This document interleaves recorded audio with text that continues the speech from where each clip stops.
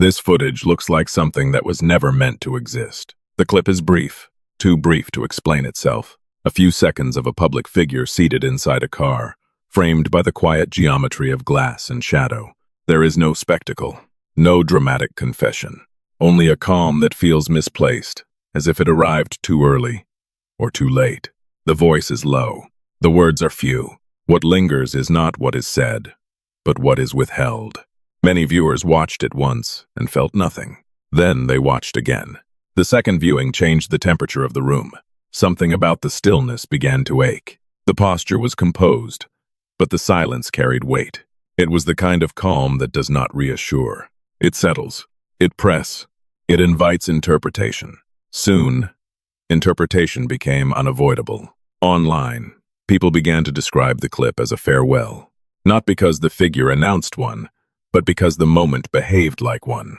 The appearance did not feel scheduled. It felt negotiated. Some claimed it happened only after repeated requests. Others noted how little time it lasted, how the conversation never truly began, how the eyes seemed distant, not unfocused, but resolved. A softness appeared there, fragile and final. If this was merely a coincidence, it was an unsettling one. If it was not, then the clip represented more than a fleeting image of celebrity life. It became a signal, and signals do not need explanations to be dangerous. The public reaction shifted quickly from sorrow to something sharper. Anger did not arrive without reason. It followed a question that refused to die. Why did this moment feel necessary? And why did it feel so difficult to obtain? When memory tries to organize itself around an absence, suspicion grows in the gaps. Those who remembered the figure from earlier days recalled a different presence. Warm, polite, quietly generous. Someone described by acquaintances as kind without performance, charitable without announcement. The contrast was painful. In a culture that celebrates constant visibility, disappearance feels like a violation of the unspoken contract between image and audience. Messages accompanying the clip grew heavier with each repost. Some called it a final kindness. Others wondered how much it must have cost to offer even that. Every second of the video seemed to bruise, not because it revealed harm, but because it suggested restraint, as if something larger remained just outside the frame. We do not know what was planned. We do not know what was requested. We only know how the moment landed, and how quickly people began to read it as a goodbye. That is the knot no one has untied. Was this appearance nothing more than a scheduling adjustment? Or was it a last gesture, offered with care, before stepping away from the shared memory of the public? Time may eventually answer that question. Truth may narrow the distance between speculation and understanding. Until then, the image remains, quiet, unresolved, and impossible to unsee. And once people began asking why this moment felt like a goodbye, there was no way to silence the question. What followed the release of the clip was not chaos. It was something quieter and far more difficult to manage. Memory began to gather. At first, it appeared as individual reactions, comments, messages, short notes written with restraint. People did not rush to conclusions. They did not demand answers. Instead, they asked the same question in different forms, as if testing whether it was still permissible to ask at all. Why did this moment exist? Within days, those questions accumulated, not into outrage, but into presence. The figure at the center of the clip was no longer simply remembered. They were held, recalled in fragments. Scenes from past interviews resurfaced. Anecdotes shared by colleagues and neighbors were retold. Stories of quiet generosity, of warmth that never sought attention. The public did not construct a myth. They reconstructed a person. This distinction mattered, because what unfolded was not a campaign. It was not organized protest. It was an act of refusal. A refusal to move on without understanding why something felt unfinished. Numbers began to circulate. Counts of signatures. Messages collected and archived. The figures themselves were less important than what they represented. Each name was a reminder. Each line was a signal that memory was being actively maintained, not weaponized, preserved.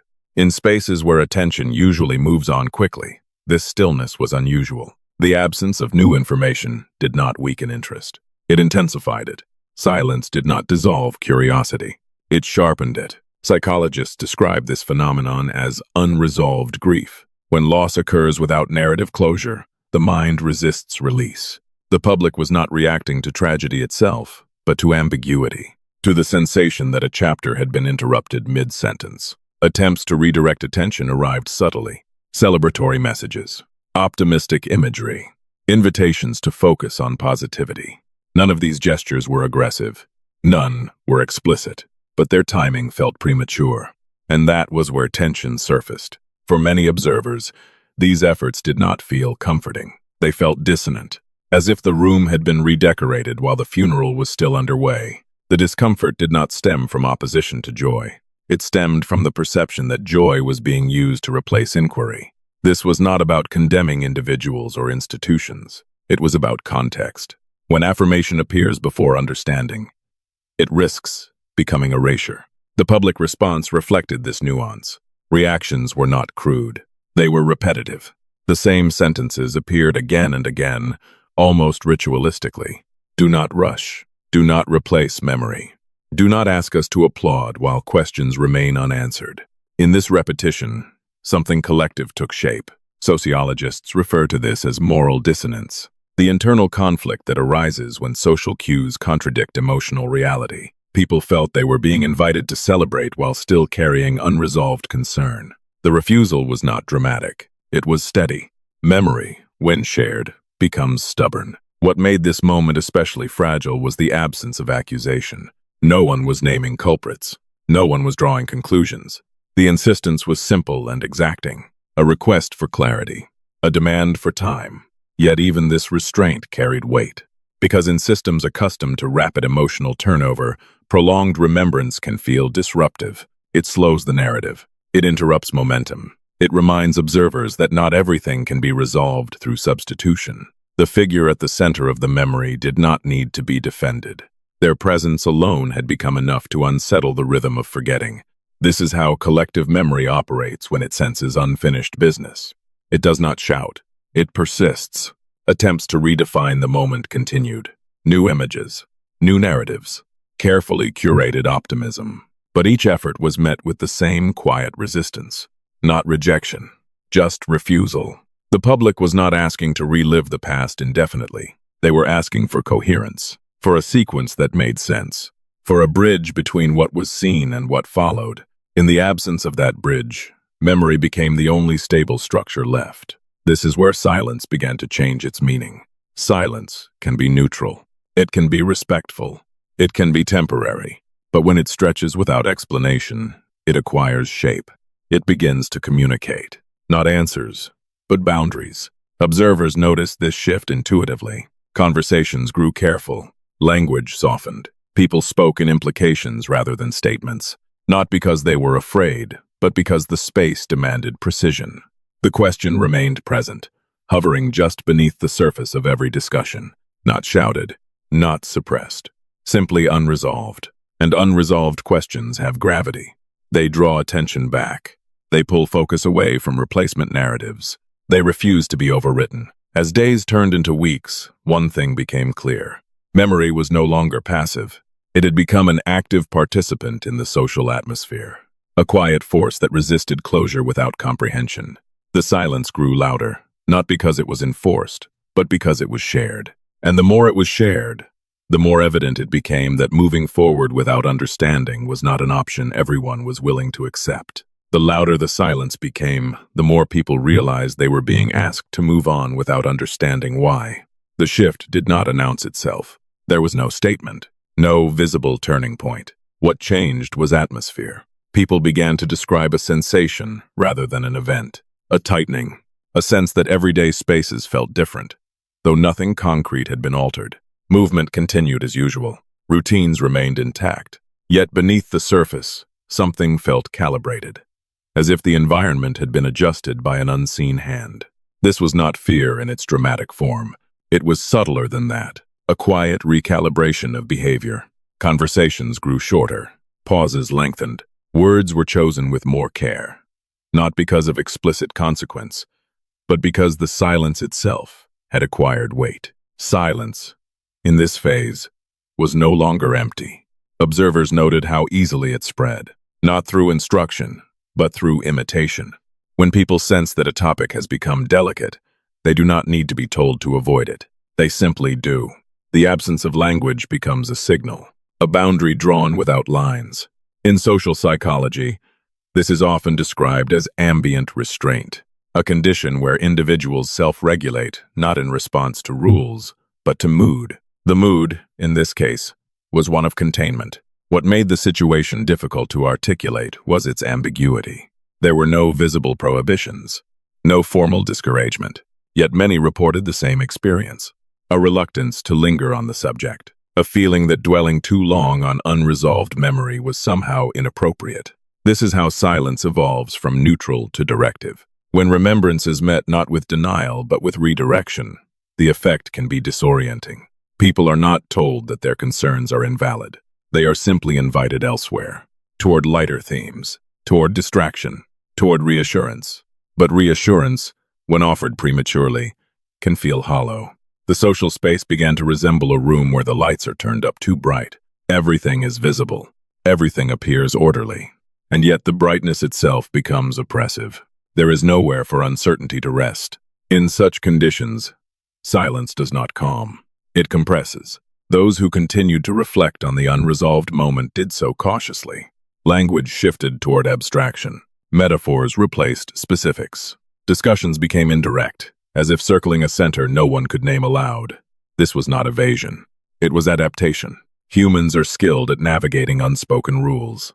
What remained constant was the memory itself. The brief clip, the stillness within it, the sense that something had been offered reluctantly, and that offering carried cost.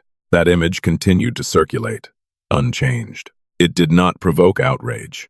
It provoked contemplation, and contemplation, unlike reaction, does not fade easily. The more silence surrounded the subject, the more the memory sharpened. Details that once seemed insignificant gained prominence. The length of the pause, the angle of the gaze, the cadence of speech. Each element was revisited, not obsessively, but persistently. This persistence unsettled the balance. Systems function best when attention flows predictably, when interest rises and falls on schedule, when emotional cycles complete themselves. Prolonged attention, especially without resolution, interrupts this rhythm. At this point, silence was no longer perceived as absence of response. It began to feel like instruction, not an order spoken aloud, but an expectation communicated through omission. History offers many examples of this phenomenon, moments when what is not said carries more force than what is declared, when silence becomes a framework within which acceptable thought must operate. Yet silence cannot eliminate memory. It can only displace it. The displaced memory, lacking outlet, begins to exert pressure, not explosively, but steadily. It seeps into unrelated conversations. It colors perception. It alters trust. Observers reported a growing sense of dissonance, a feeling that public calm did not align with private unease, that the surface narrative of stability concealed unresolved tension beneath. This is the paradox of enforced quiet. The more it seeks to smooth over irregularities, the more sensitive people become to their presence. No one could point to a single cause. There was no villain to name, no event to cite, only a shared recognition that silence had crossed a threshold. It was no longer simply the absence of answers. It was the presence of constraint. Constraint does not always announce itself with force. Often, it arrives as suggestion, as mood, as atmosphere. By the time it is recognized, it has already reshaped behavior. And still, the memory persisted. The image remained.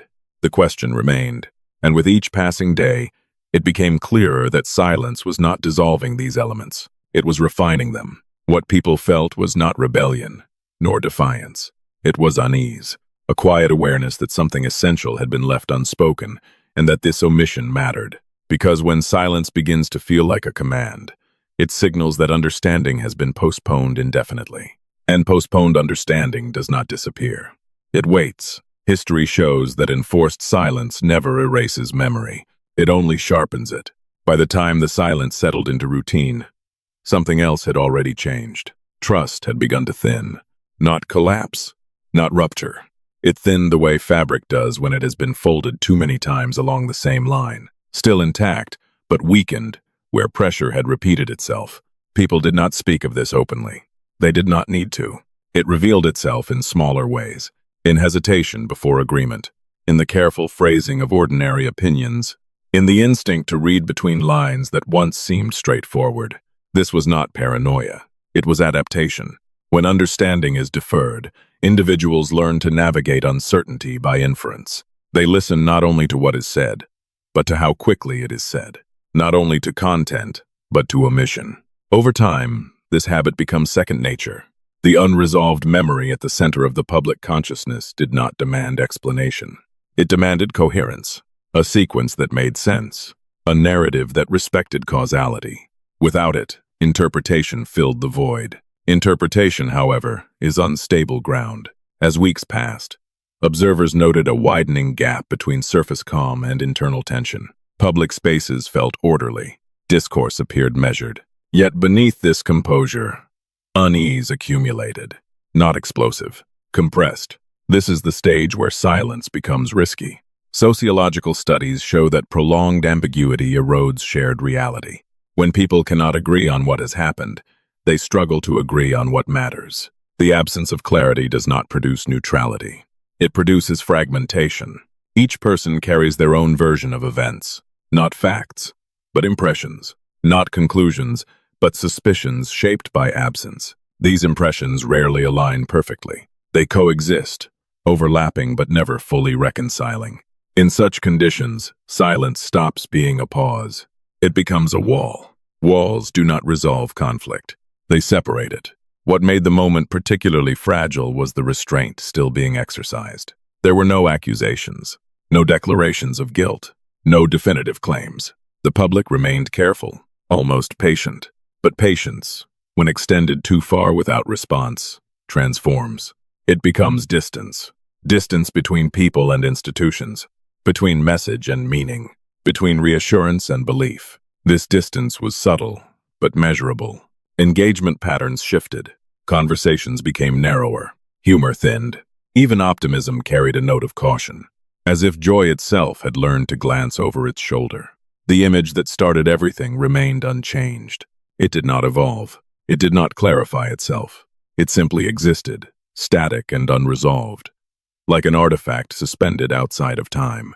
Its power lay not in what it showed, but in what it interrupted. It interrupted forgetting. Forgetting is not passive. It requires conditions, closure, explanation, replacement narratives that feel earned. When these conditions are absent, forgetting feels imposed rather than natural. People sense this distinction instinctively. The result is not rebellion, but friction. A low-grade resistance to narrative completion. A refusal to accept finality without understanding. This resistance rarely announces itself. It operates quietly, through skepticism, withdrawal, and lingering doubt. At this point, silence faces its greatest challenge. Because silence relies on compliance, on the assumption that unanswered questions will eventually lose energy. But some questions do not exhaust themselves. They mature. They deepen. They become symbolic. They attach themselves to broader concerns about transparency, trust, and the reliability of shared stories. The unresolved moment was no longer about a single figure or a single clip. It had become a reference point, a marker of something unfinished within the collective psyche. Observers noted how frequently conversations drifted back to it, even when discussing unrelated topics. Not directly, indirectly, as analogy, as undertone, as comparison. This is how memory embeds itself. It no longer needs to be mentioned. Its influence persists through association, through the way people weigh information, through the skepticism applied to certainty. The danger in this phase is not disorder. It is detachment. When people disengage emotionally, they do not protest. They withdraw belief. They comply outwardly while internally suspending trust. This suspension is difficult to reverse, because trust, once paused, does not restart on command. Silence, at this stage, has lost its calming effect. It no longer signals patience or respect. It signals delay without horizon. And delay without horizon invites speculation, not accusation. Speculation. Speculation fills space. It does not require evidence. It feeds on absence. The longer clarity is postponed, the more elaborate speculation becomes. Yet even now, the public response remains restrained. The dominant emotion is not anger. It is fatigue, a weariness that comes from holding unresolved questions for too long. Fatigue, however, should not be mistaken for acceptance. Acceptance requires understanding. Without it, fatigue simply masks persistence. What remains is a society carrying an unspoken burden, a shared awareness that something essential has not been addressed, that the story moved forward without completing its opening chapter. This awareness does not demand immediate action. It waits, and waiting, when prolonged, alters perception permanently. Because once people learn that silence can replace explanation, they also learn to doubt explanations when they finally arrive. That is the threshold no system wants to cross. And the most dangerous moment is not when people speak, but when they stop believing the silence. The story does not end with revelation. It ends with awareness. What began as a brief, unsettling image evolved into something far more complex, not because of what it proved, but because of what it interrupted. The natural progression of forgetting was paused, and in that pause, a society confronted its own discomfort with unanswered questions. This was never a search for a culprit. It was a search for coherence. Across time, communities have relied on narrative to heal. Stories with beginnings, middles, and ends. Sequences that explain why something happened and what followed. When that sequence is broken, the mind resists closure. It does not do so aggressively. It does so quietly, through memory. Memory is not loud. It does not demand attention. It waits. In this case, memory waited in plain sight. In a short clip replayed countless times. In conversations that circled rather than confronted. In the shared intuition that something essential had been left unfinished. No accusation was required. No conclusion was necessary. The absence itself carried meaning. What emerged was not chaos, but tension. A low hum beneath everyday life. The awareness that silence, while sometimes protective, can also become corrosive when it replaces understanding. That reassurance, when offered without context, can feel hollow. And that forgetting, when rushed, feels imposed. This is not a failure unique to any one place or moment. It is a human pattern. When societies ask their members to move forward without acknowledging what remains unresolved, they create distance, not rebellion. Distance, a subtle withdrawal of trust, a hesitation to fully accept what comes next. This hesitation rarely announces itself. It manifests as doubt, as detachment, as a quiet reluctance to believe without reservation. The most striking aspect of this case is its restraint. There were no riots of language, no definitive claims, only persistence. A collective decision to remember until remembering no longer felt necessary. That decision alone reshaped the atmosphere. It reminds us that silence is not neutral. It is interpreted. It acquires tone. It becomes a message, whether intended or not. And once silence begins to communicate, it can no longer be controlled by intention alone. The unanswered question at the heart of this story remains unanswered by design, not because the truth is unreachable, but because some truths cannot be rushed without losing their meaning. They require patience, context, willingness to sit with discomfort. Perhaps this is why the question endures, not to provoke outrage, not to assign blame, but to test whether understanding is valued more than resolution, whether memory is allowed to complete its work before being replaced. In the end, what matters is not the image itself, but what it revealed about those who saw it. Their refusal to forget without understanding, their instinct to pause when asked to move too quickly, their quiet insistence that some moments deserve more time. Because not every question exists to be answered immediately. Some exist to remind us that truth, when delayed, does not disappear. It waits. Some questions are not meant to be answered quickly. They are meant to be remembered.